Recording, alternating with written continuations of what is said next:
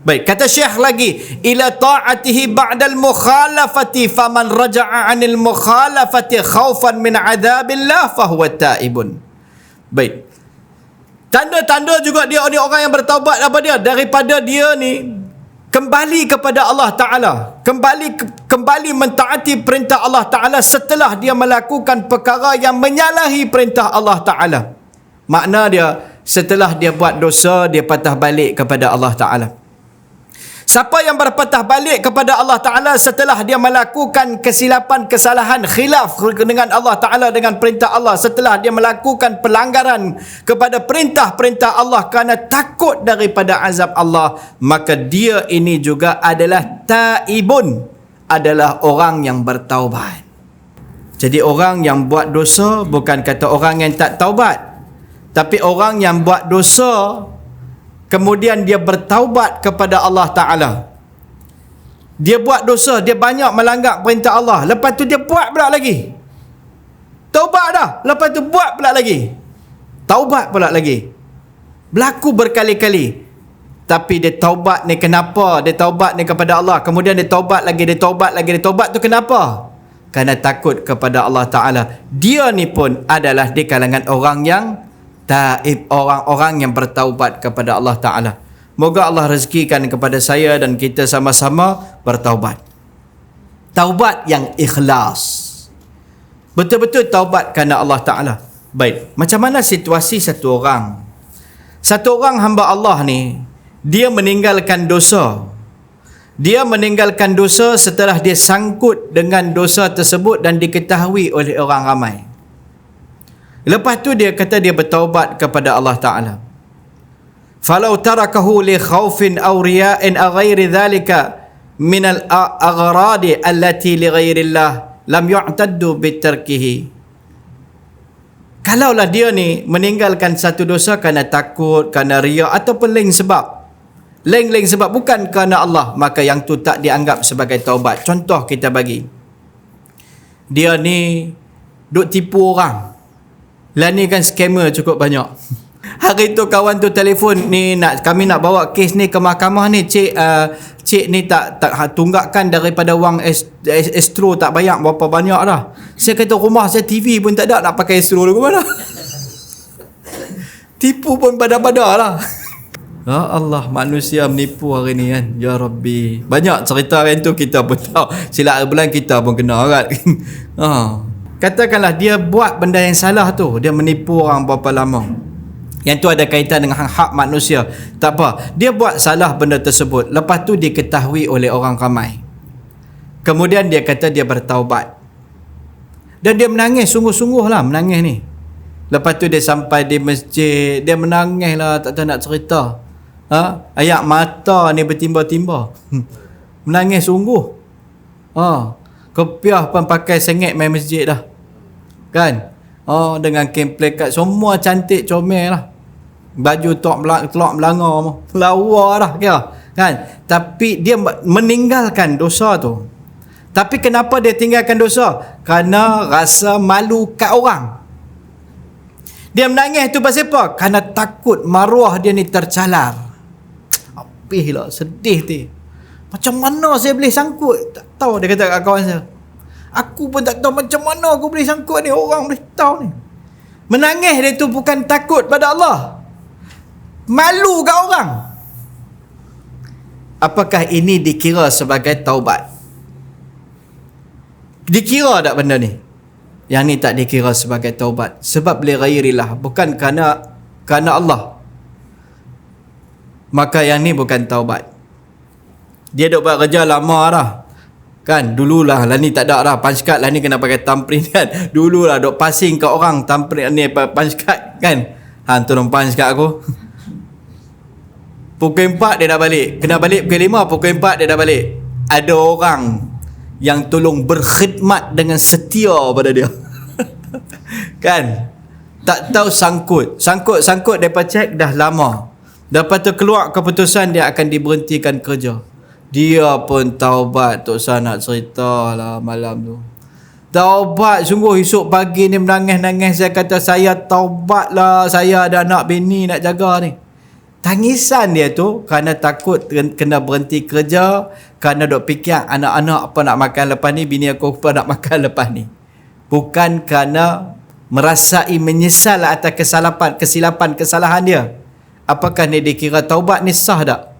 Tangisan ayak dia, ayak mata dia bukan bertimba. Kalau penuh longgang depan surau ni pun tak diterima sebagai taubat. Sebab li ghairillah, bukan kerana Allah. Taubat memang usul dia yang pertama at-taubatu an-nadamu. Taubat ni kena ada menyesal. Tak ada menyesal dia bukan taubat. Dia bukan nama dia taubat. Dia macam al-hajju al-arafah. Haji ni Arafah. Tak ada Arafah, tak ada haji. Macam itulah ibarat bagi bab taubat ni, nombor satu kena ada menyesal. Ni menyesal sikit pun tak ada. Menyesal bukan kena menangis. Ada orang yang dia tak boleh menangis. Dia kena keras macam, tapi menyesal ni tak tahu nak cerita dalam hati dia. Dan menangis tadi kita sebut contoh, bukan tentu lagi taubat. Ada orang dia memang senang menangis, seronok pun dia menangis, geli pun dia menangis, kira dia ni sawan tangis 24 jam menangis. Dia tengok orang seronok, Allah lama tak jumpa menangis kan. Mak dia masak cok kodok, lama tak masak pun dia menangis, sedih kan. Ada orang yang begitu kan. Jadi tangisan bukan satu-satunya, tapi ia adalah juga antara petanda. Yang kita maksud ni penyesalan dari dalam hati, bukan kat mulut. Allah saya menyesal lah, mulut tak jadi. Sebab mulut ni dia cukup dahsyat. Lidah manusia tak bertulang kan. Mulut ni dia macam-macam. Yang kita duk cerita ni kaitan dengan hati. Hati dia kena rasa menyesal. Penyesalan tu sifat hati. Dari dalam hati dia rasa bersalah dengan Allah Ta'ala. Dan dia rasa menyesal. Yang pertama, baik, ayyuqli'a anil ma'siyah. Pertama, dia rasa menyesal atas perbuatan dosa dia. Yang kedua, dia menanggalkan diri dia daripada maksiat tersebut. Dia kata dia taubat, dia duk tipu orang, tapi dia duk istiqamah tipu lagi. Tapi taubat. Lepas taubat, sat lagi buat pula taubat, buat pula taubat, buat pula, maka itu bukan dia. Dia terlibat dengan pekerjaan yang haram, dengan perniagaan yang haram. Dia kata saya bertaubat benar-benar kepada Allah Ta'ala, tapi dia ada kat tempat tu lagi kan, kat tangan dia ada lagi botol. Saya memang taubat lah, benda ni semua khianat kehidupan saya. Sebelah tangan kanan dia duk pegang ni ini bukan taubat. Sambil melakukan dosa, dan dia kata dia menyesal, maka tak cukup. Syarat taubat dia tak sempurna. Dia mesti menanggalkan dosa. Maksud menanggalkan dosa bukan ambil tanggai buang kan. Maksud dia tinggalkan dosa tu. Dia mesti tak ada di tempat tersebut. Dia meninggalkan dosa tersebut, baru mama taubat. Dia ambil barang, dia tinggal dah menambil barang orang. Dia kata ke orang, dia tinggal dah kata ke orang. Apa saja dosa yang dia dok buat pada ketika tu, kalaulah dia bertaubat, syarat yang kedua, dia kena meninggalkan dosa yang tersebut.